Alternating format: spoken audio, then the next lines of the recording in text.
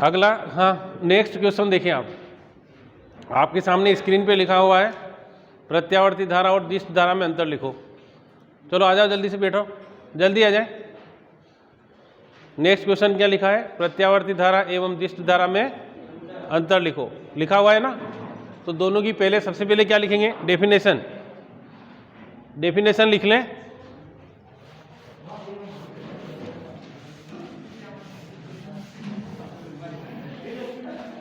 बस बस बस बस, आवाज नहीं। एक लड़का दौड़ के जाके चौक लेके आना यार। मैं चाक नहीं लाया, चाक नहीं आया। देखिए अगला क्वेश्चन जो है, प्रत्यावर्ती धारा में अंतर, प्रत्यावर्ती धारा और दिष्ट धारा में अंतर आपके सामने स्क्रीन पर लगा हुआ है।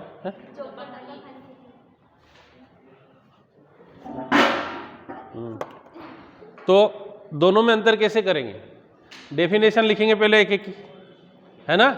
आप लोगों ने लिख लिए होंगे ये प्रश्न। क्या है, प्रत्यावर्ती धारा की परिभाषा क्या लिखाई थी, वह धारा जिसका परिमाण और दिशा दोनों समय के साथ बदलते हो, प्रत्यावर्ती। और दिष्ट धारा, दिशा नियत रहती है परंतु परिमाण बदलता नहीं, दिशा नहीं बदलती परंतु परिमाण बदल सकता है। फिर अगला है, यह केवल ऊष्मीय मान को प्रदर्शित करती है। किसको, ऊष्मीय प्रभाव को प्रदर्शित करती है। और ये दोनों, ऊष्मीय प्रभाव, चुंबकीय प्रभाव और रासायनिक प्रभाव, दोनों को, तीनों को प्रदर्शित करती है, ठीक है ना। अगला, इससे विद्युत चुंबक नहीं बनाए जा सकते। प्रत्यावर्ती धारा से विद्युत चुंबक क्यों नहीं बनाए जा सकते, कोई बताए इसका आंसर। एक पूर्ण चक्र में इसका औसत मान कितना होता है, 0 होता है। इसलिए अपन विद्युत चुंबक बनाने के लिए क्या विशेषता है, उसके एक ध्रुव N बनना चाहिए और दूसरा क्या बनना चाहिए, और N किधर बनेगा और S किधर बनेगा, ये भी अपन ने डिसाइड बता रखा था कि जैसे ये धारावाही प्रणालिका ली थी, इसके ऊपर अपन ने बहुत सारे तांबे के तार लपेट दिए थे और इसमें लपेट करके विद्युत धारा प्रवाहित करी थी ऐसे, और यहाँ से इसका कनेक्शन कर दिया था। तो जहाँ से प्रवेश करती वहाँ पर N और जहाँ से बाहर निकलती वहाँ पर S ध्रुव बनता। अब इसमें कहाँ प्रवेश करेगी, कहाँ बाहर निकलेगी, ये तो कोई इसका बता ही नहीं रखा है, क्योंकि प्रत्यावर्ती धारा जो है उसका तो प्रत्येक चक्र में मान क्या होता है, बदलता रहता है। यहाँ धन है और यहाँ ऋण है, तो इसलिए अपन कहते हैं कि प्रत्यावर्ती धारा से क्या नहीं बनाए जा सकते, विद्युत चुंबक नहीं बनाए जा सकते। अगला, दिष्ट धारा से बनाए जा सकते। अगला क्या है, इसमें अपने आने वाले इसमें उपयोग आने वाले उपकरण, इसमें क्या है, उपयोग आने वाले उपकरण किस पर आधारित होते हैं, ऊष्मीय प्रभाव पर। जी, अपने घरों में जो विद्युत धारा आ रही है सारी कौन सी है, प्रत्यावर्ती धारा है। अपने घर में कौन सी विद्युत धारा आती है, अपने घर में कौन सी आ रही है। और अपने जितने भी इलेक्ट्रॉनिक, जैसे आपकी टीवी है, आपका मोबाइल है, ये सब काय से चलते हैं, डीसी से चलते हैं, दिष्ट धारा से। काय चलते हैं, डीसी धारा से चलते हैं। तो अपन क्या करते हैं, इसको एसी को काय में बदलते हैं, अरे एसी को काय में बदलते हैं, किससे बदलते हैं, अरे प्रत्यावर्ती धारा को दिष्ट धारा में बदलने वाले उपकरण को क्या कहते हैं, प्रत्यावर्ती धारा को दिष्ट धारा में बदलने वाले उपकरण को क्या कहते हैं, है? वह उपकरण जो प्रत्यावर्ती धारा को दिष्ट धारा में बदलता है उसे क्या कहते हैं, दिष्टकारी। क्या कहते हैं उसे, मैंने पढ़ाया ना आपको, कितने प्रकार के होते हैं दिष्टकारी, कितने प्रकार के होते हैं, कौन कौन से, अर्ध तरंग दिष्टकारी। और तो जैसे अभी अपना मोबाइल चार्ज, देखो प्रश्न को ढंग से सुनना है, अपना मोबाइल चार्ज करना है, क्या करना है, मोबाइल को चार्ज करना है। मोबाइल चार्ज करने के लिए कौन सी धारा की आवश्यकता होगी, दिष्ट धारा की आवश्यकता होगी। दिष्ट धारा कहाँ से मिलेगी, जो अपने घर में लाइट आ रही है, इसका उपयोग अपन क्या करेंगे, रेक्टिफायर लगा करके, दिष्टकारी लगा करके इसको काय में बदल लेंगे, दिष्ट धारा में बदल लेंगे। और फिर उस पिन को अपने मोबाइल में लगाएंगे, तब जाकर के अपना मोबाइल क्या होगा, चार्ज होगा। समझ में आ गया। तो वह उपकरण जो प्रत्यावर्ती धारा को दिष्ट धारा में बदलता है उसे क्या कहते हैं, दिष्टकारी कहते हैं। दिष्टकारी कितने प्रकार के होते हैं, 2 प्रकार के। कौन कौन से, अर्ध तरंग दिष्टकारी और, पढ़ाया मैंने कि नहीं पढ़ाया, अरे पढ़ाया कि नहीं, तुम तो बोल ही नहीं रहे हो कोई। अगला देखो, नेक्स्ट देखिए, इसमें आने वाले उपकरण ऊष्मीय प्रभाव पर आधारित होते हैं। इसमें चुंबकीय, यह अधिक खतरनाक होती। कल अपने बात हो गई इस पर, अरे इस पर बात हुई कि नहीं हुई, ये अधिक खतरनाक क्यों होती है और ये कम खतरनाक? बहुत इंपॉर्टेंट क्वेश्चन है, नीचे लो इसको, अभी मालूम पड़ जाएगा क्यों खतरनाक है। देखो लहर नीचे लेना इसको, अभी क्वेश्चन हल कर रखा, क्या कारण है कि समान वोल्टेज की प्रत्यावर्ती धारा दिष्ट धारा से अधिक खतरनाक है? लिख रखा होगा इसमें कहीं न कहीं, ये रहा, आ गया क्या? हाँ रख जाइए, देखिए ये इंपॉर्टेंट क्वेश्चन है। क्या कारण है कि समान वोल्टेज की प्रत्यावर्ती धारा दिष्ट धारा से अधिक खतरनाक होती है? प्रश्न दिख रहा है? अरे दिख रहा है कि नहीं? क्या कारण है कि समान वोल्टेज की प्रत्यावर्ती धारा दिष्ट धारा से अधिक खतरनाक होती है? इधर समझे क्यों होती है, इधर समझे। हम जानते हैं कि ये इंपॉर्टेंट प्रश्न है, ज्ञानपरक प्रश्न है। हम जानते हैं कि इधर देखो आप, हम जानते हैं कि हमारे घर में प्रयुक्त होने वाली विद्युत धारा, कौन सी धारा बच्चों? विद्युत धारा का विभवांतर कितना होता है? 220 वोल्ट। कितना होता है? कितना होता है? हमारे घर में जो विद्युत धारा आ रही है या हमारे घर में जो विभव आ रहा है उसका मान कितना है? 220 वोल्ट। अपने जितने भी इलेक्ट्रिक अप्लायंसेस हैं, आप बल्ब देख लीजिए, आप टीवी देख लें, आप अपना पंखा देख लें, जो भी है उसके पीछे उसकी रेटिंग लिखी होती है और उसके ऊपर कौन सी कंपनी ने उसको बनाया ये लिखा है। ये कितने वोल्ट पर कार्य करेगा तो वो लिखता है 220 वोल्ट, और उसके आगे डेश करके और फिर उसकी शक्ति लिखता है, वो कितने वाट की शक्ति है। जैसे बल्ब होगा तो 100 वाट, एलईडी है तो 9 वाट। आप उस डिब्बे को फेंके नहीं, वो बहुत इंपॉर्टेंट होता है अपने फिजिक्स के लिए। आप उसको पढ़ने के बाद मालूम होगा वास्तव में भी क्या लिखा है इस पर, ठीक है ना। तो उसके कितना होता है? 220 वोल्ट। अब अपन इसका विभवांतर निकालें तो हमने पढ़ा था V इक्वल टू कितना आता है? √2 इंटू VRMS। तो V0 इज इक्वल टू कितना? √2 का मान कितना होता है? 1.414, और इसका मान कितना है? तो V0 इज इक्वल टू कितना आ जाएगा? 311, लगभग 311। अब 311 ये कौन सा है? पॉजिटिव, और 311 क्या हो जाएगा? तो विभवांतर कितना हो जाएगा? विभवांतर कितना होगा? बराबर 311 माइनस 311 बराबर 622। कितना वोल्ट हो गया? 622 हो गया ना। जबकि दिष्ट धारा में अगर 220 वोल्ट भी आ रहा है तो 220 ही रहेगा। अरे कितना होगा? समझ में आ रहा ना। तो इसलिए समान वोल्टेज की प्रत्यावर्ती धारा किससे ज़्यादा खतरनाक होती? दिष्ट धारा से बहुत ज़्यादा खतरनाक होती। पूरा आंसर देख लीजिए। अतः प्रत्यावर्ती धारा दिष्ट धारा से अधिक खतरनाक होती।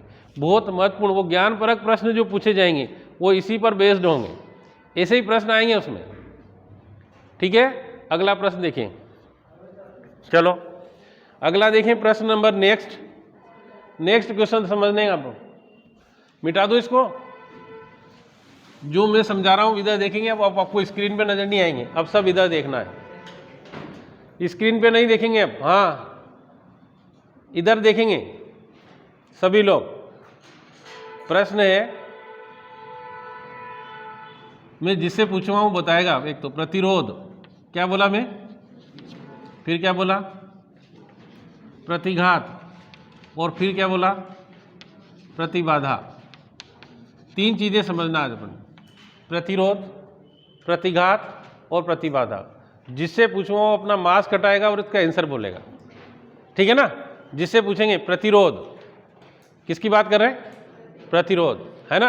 आज बहुत दिनों बाद गुनगुन आई है। गुनगुन बहुत अच्छी लड़की है, गुड गर्ल, एकदम से बहुत अच्छा पढ़ती थी, अब खड़ी हो जाएगी।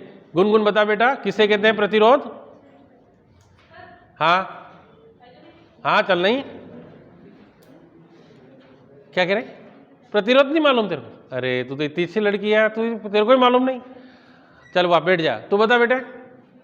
हाँ डाली गई प्रतिरोध में बाधा को, कौन बताएगा? बैठ जा। अरे प्रतिरोध किसे कहते हैं? हाँ किसी चालक के प्रवाह में डाली गई बाधा को प्रतिरोध कहते हैं। वाह, ये भी गलत है, बैठ जा। किसी चालक में बहने वाली धारा के मार्ग में डाली गई रुकावट को प्रतिरोध कहते हैं। फिर से, किसी चालक में धारा प्रवाह के मार्ग में डाली गई रुकावट को चालक का प्रतिरोध कहते हैं। क्या कहते हैं? किसी, इधर देखना आप, किसी चालक, कौन बात नहीं करना है ना, किसी चालक में धारा प्रवाह के मार्ग में, धारा प्रवाह के मार्ग में डाली गई रुकावट, डाली गई रुकावट को, कौन बात कर रहा है? चालक का प्रतिरोध कहते हैं। किसका कहते हैं? चालक का प्रतिरोध कहते हैं। इसे काय से दर्शाते हैं बच्चों? आर द्वारा दर्शाया जाता है। इसका मात्रक क्या है? मात्रक क्या है इसका? ओम। पहले बहुत इंपॉर्टेंट प्रश्न हल करूंगा मैं आज जो प्रश्न करूंगा 100% एग्जाम में आना है। अभी जो मैं समझा रहा हूं उनको ढंग से समझ लो। पहले ये समझ में आ गया प्रतिरोध, दूसरा क्या है? प्रतिघात। इधर देखना, प्रतिघात। किसी किसी को अगर कोई शॉर्ट ट्रिक मालूम हो कि सर मेरे को उत्तर याद है इसका, मैं बता सकता हूँ, तो बता सकता है, और नहीं याद है तो फिर मैं बता रहा हूँ इसे याद करना है। फिर अभी फिर वापस रिवाइज करवा के पूछूंगा किसने को याद नहीं हुआ है, ठीक है ना?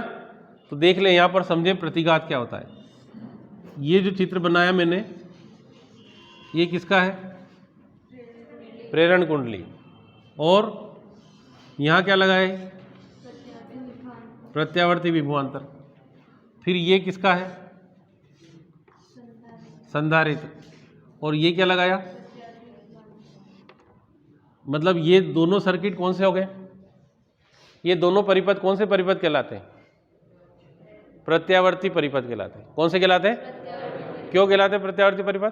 क्योंकि दोनों में हमने ये जो चिन्ह है, ये जो चिन्ह बना रखा है, ये प्रत्यावर्ती धारा का चिन्ह है। किसका है? मतलब ऐसे जो चिन्ह बना हुआ, अपने कल पढ़ा था प्रत्यावर्ती धारा किसे कहते हैं, तो पढ़ाया था मैंने कि वह विद्युत धारा जिसका परिमाण और दिशा दोनों समय के साथ बदलते हैं उसे कौन सी धारा कहते हैं? प्रत्यावर्ती धारा कहते हैं। तो ये कौन सा परिपथ है? प्रत्यावर्ती धारा परिपथ है। कौन सा परिपथ है? अब प्रत्यावर्ती धारा परिपथ में प्रेरण कुंडली L और संधारित्र C।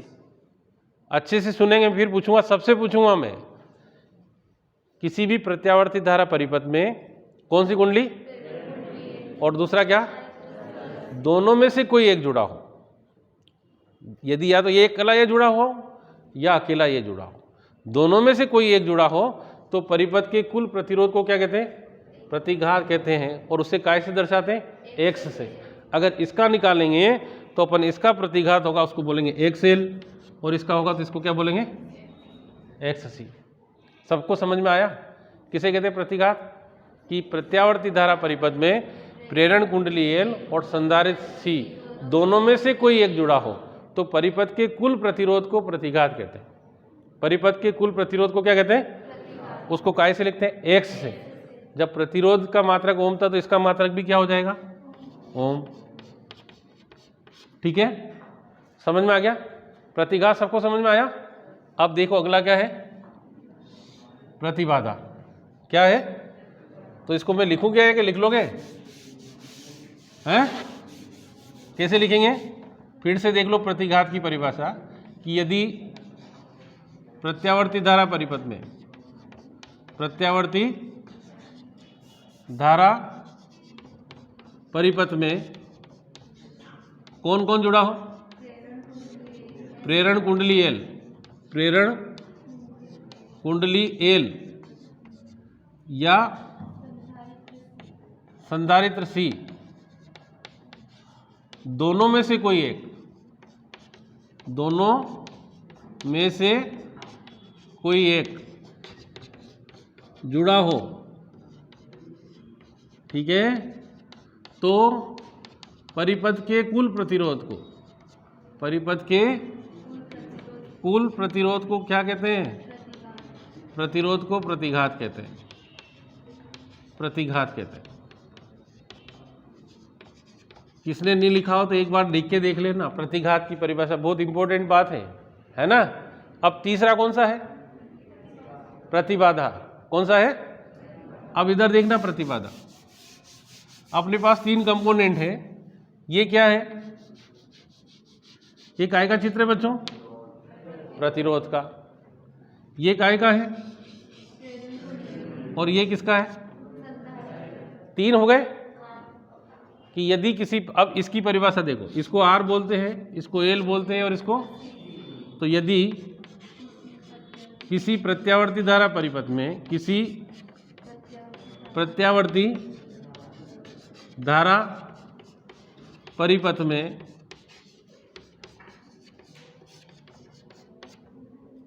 क्या लिखा? प्रेरण कुंडली L, प्रेरण कुंडली L, संधारित्र C, और फिर क्या लिखा है को? ओमीय प्रतिरोध R, ओमीय प्रतिरोध R, तीनों में से कोई दो, तीनों में से कोई दो या दो से अधिक जुड़े हो तो परिपथ के कुल प्रतिरोध को, परिपथ के कुल प्रतिरोध को क्या कहते हैं? प्रतिबाधा कहते हैं। प्रतिबाधा है ना। इसे काय से दर्शाया जाता है? Z से। काय से दर्शाया है? तो प्रतिबाधा को समझ में आ गया सबको? किसे कहते हैं प्रतिबाधा? यदि किसी भी प्रत्यावर्ती धारा परिपथ में प्रेरण कुंडली L, संधारित्र C या ओमी प्रतिरोध R, इन 4 में से कोई दो जुड़े हो, 3 में से कोई दो या दो से अधिक जुड़ जाए तो उसके कुल प्रतिरोध को क्या कहते हैं? प्रतिबाधा। ठीक है। अब इसका मात्रक भी क्या है? तो अपने पास 4 चीजें ऐसी होगी है जिनका मात्रक ओम है। एक और क्या है? आंतरिक प्रतिरोध। इन सबका मात्रक क्या है? देखो ओम किस किस का मात्रक है? प्रतिरोध का, प्रतिघात का, प्रतिबाधा का और आंतरिक प्रतिरोध का। फिर से ओम किस किस का मात्रक है?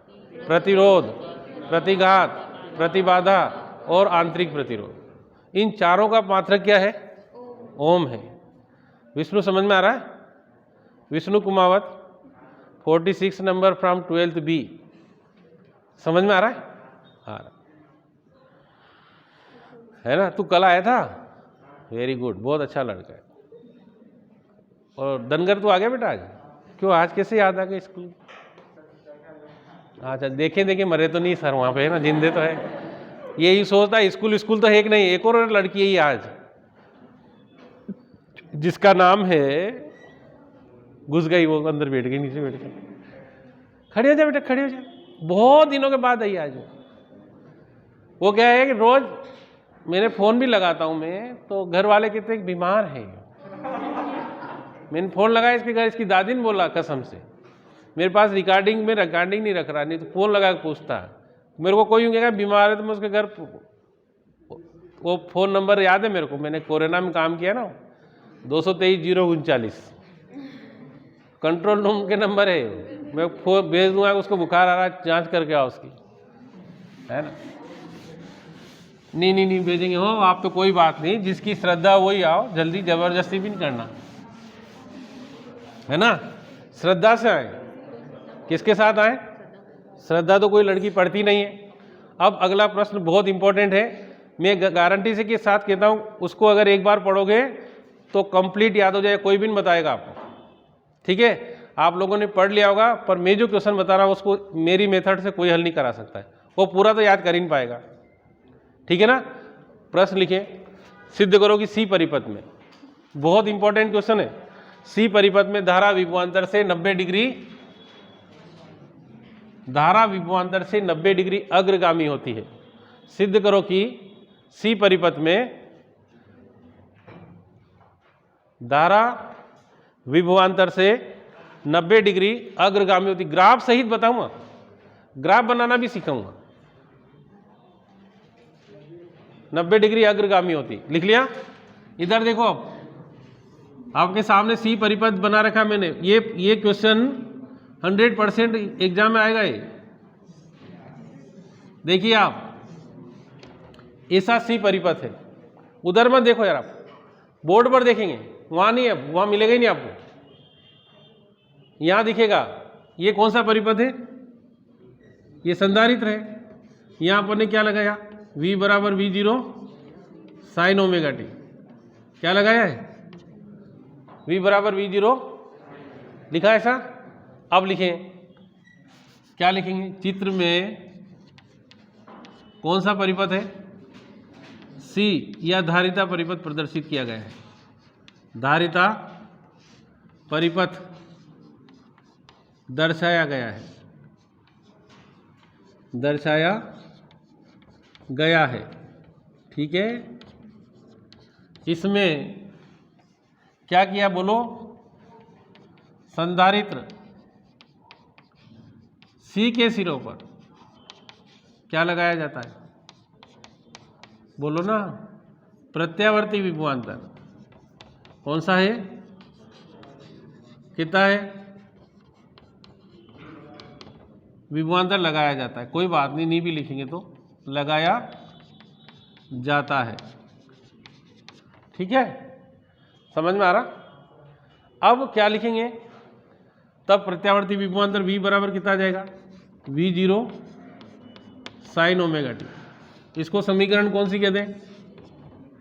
समझ में आ गया? ये समझ में आ रहा ना? ये तो अपन निकाल लगा कल, प्रत्यावर्ती धारा का समीकरण निकालो या विभवांतर का समीकरण निकालो, एक ही बात में। इसमें V0 क्या है? V0 क्या है? V0 क्या है? शिखर, विभवांतर का शिखर मान, उच्चतम मान। जब वो चलता है, जब अधिकतम मान आता है ना, शिखर मान। अब क्या लिखेंगे? तब नीचे लिखें। अब धारिता की परिभाषा से, विद्युत धारिता की परिभाषा से क्या है परिभाषा? C बराबर Q बटा V। C बराबर कितना है? तो Q बराबर कितना आ जाएगा?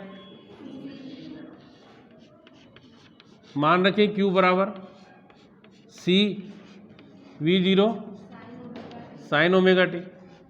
नहीं आया? आया? क्या कर दिया मैंने यहाँ पर? किसका मान रखा है? V का मान रखा। अब क्या लिखेंगे? धारा निकालना अपन को। किसे कहते हैं विद्युत धारा? आवेश प्रवाह की दर को, किसी चालक में आवेश प्रवाह की दर को विद्युत धारा कहते हैं। तो यहां से I बराबर कितना आ जाएगा? dq बटा dt। अब यहाँ dq बटा dt लेने पर बहुत सारे लड़कों को कंफ्यूजन होता है, क्यों लिया? इसलिए लेते हैं क्योंकि ये प्रत्यावर्ती धारा, इसका समय के साथ मान क्या होता रहता है? बदलता रहता है। तो यहाँ q का मान रख दें, d बटा q का मान देखिए कितना है? CV0 sine omega T. अरे समझ में आ रहा है? CV0 साइन ओमेगा टी सबको समझ में आ गया? आगे देखें, I बराबर, इसको कांस्टेंट है इसलिए बाहर ले लेंगे, CV0 d बटा कितना आ गया? dt। देखें इधर, देखें आप, दिख रहा है? जिसको नहीं दिख रहा हो आगे आ जाओ, या इस पर आ जाओ, कुर्सी पे। जिसको नहीं दिखता हो आगे देखेंगे, यहाँ कितना लिख दिया? Sine omega T. अब क्या करें? अरे साइन ओमेगा टी आप क्या करें? समाकलन कर, अवकलन करें। CV0 साइन का कितना होता है? कोस ओमेगा टी इंटू ओमेगा। इस ओमेगा को आगे ले लें और कोस ओमेगा टी। यहाँ आई है ना ये? अरे समझ में आ रहा? ये प्रश्न पूछा हुआ है 2019 में, परीक्षा में पूछ रखा है इसको 5 नंबर में। तो 4 नंबर में तो 100% आना ही है, दोनों में से कोई एक आएगा, या तो C परिपथ या L परिपथ। तो यहां तक हो गया। अब इसको नया कांस्टेंट दे दें। हमने पढ़ा है, क्यों दे दें ये भी अगर अपने मन में क्वेश्चन हो तो हमने पढ़ रखा है कि V किसके समानुपाती होता है? I के। V किसी भी रूप में I से कनेक्टेड है, तो यह V0, इसको अपन नया क्या नाम दे दें? और कोस ओमेगा टी। अब ये इसको यही नीचे लिखेंगे, जहां मैं इसको मिटा देता हूं ऊपर से क्योंकि अपना बोर्ड छोटा है थोड़ा। देखिए यहां पर जहां कौन ये V0 जो है, सॉरी I0 जो है, इसका मान कितना है C ओमेगा V0, ऐसा ही है ना। बराबर इसको धारा का शिखर मान के दें अपन, धारा का शिखर मान। अब देखिए बच्चों, यहां से 1/C ओमेगा कर दिया मैंने, बराबर V0/I0। मैं इस I को इधर ले रहा हूं, C ओमेगा को इधर ला रहा हूं। अब V/I को क्या बोलते हैं? R बोलते हैं। पर इसमें R हो सकता है क्या? इसका भी हल परिभाषा बताई थी मैंने। यदि किसी प्रत्यावर्ती धारा परिपथ में संधारित्र जोड़ देते हैं तो वहां क्या बनता है? प्रतिघात बनता है। क्या बनता है? तो यहां क्या आ जाएगा? देखिए यहां लिख देंगे 1/C ओमेगा बराबर XC, या XC बराबर कितना? 1/ओमेगा C। ये किसका? धारिता प्रतिघात का व्यंजक है। क्या लिखेंगे? यह धारिता प्रतिघात का व्यंजक है। किसका है? धारिता प्रतिघात का व्यंजक है। अब आगे देखें आप, अभी अपना समीकरण कंप्लीट नहीं हुआ है। हमने समीकरण को जहां छोड़ा था वहीं से वापस लाएंगे। कितना आया? I बराबर I0 cos ओमेगा टी। हम समीकरण का I में साइन में है, समीकरण का I में है, तो यहां कितना लिख देंगे? I बराबर I0 sign π/2 plus omega T. क्योंकि आप लोगों ने पढ़ा था साइन 90 प्लस थीटा बराबर कॉस थीटा होता है। इसको समीकरण कौन सी कहते हैं? 2। समीकरण कौन सी आ गई?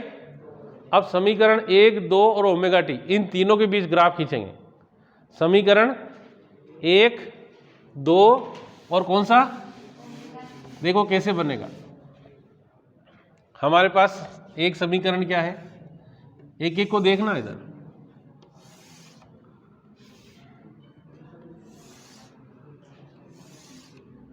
यहां से ओमेगा टी, यहां क्या है? V, और यहां कौन है? ये मान कैसे निकालते हैं मैंने बताए थे कल, एक बार फिर देख लो। ये अपना निर्देशांक वो है, त्रिविमीय निर्देशांक जिसको बोलते हैं।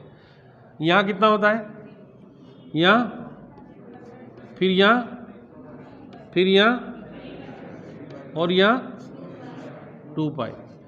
साइन का यहाँ मान 0 और यहाँ भी मान 0, यहाँ मान +1 और यहाँ, ऐसा होता है ना। साइन 90 का मान +1, साइन 270 का मान -1, सबको मालूम है। तो ये मान देखिए, ये मान किसे यहाँ रखते हैं? 0, π/2, फिर कितना? ये आ गया पाई, ये कितना? 3π/2, और ये कितना? सबको समझ में आ रहा नहीं? ये मान रखना सबको समझ में आया? अब समीकरण 1 अपने पास क्या थी? समीकरण 1 थी अपने पास V बराबर V0 साइन ओमेगा टी, यही है ना? अरे यही है। इस मान को, इस ओमेगा टी के मान को अगर 0 रखोगे, कितना रखोगे? तो यहां जैसे ही 0 रखेंगे तो साइन 0 का मान 0, तो पूरा ही 0 हो जाएगा। आगे फिर ओमेगा टी की जगह कितना रख दे? π/2। तो साइन π/2 का मान कितना होता है? +1। तो यहां कितना हो जाएगा? फिर यहां साइन ओमेगा टी की जगह पाई रखेंगे तो कितना हो जाएगा? 0 हो जाएगा। फिर ये मान कितना हो गया? फिर यहाँ ओमेगा टी की जगह आप कितना रख रहे हैं? 3π/2, तो -V0 और फिर 2π पर। ठीक है ये।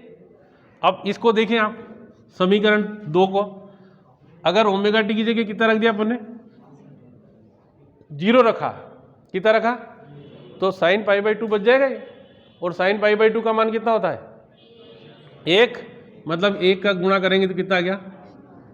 I0, कितना आ गया? फिर यहां अगर π/2 रख दें, देखो π/2 और π/2 आधा और आधा एक हो जाएगा, मतलब sin पाई बन जाएगा। इसका मान कितना हो गया?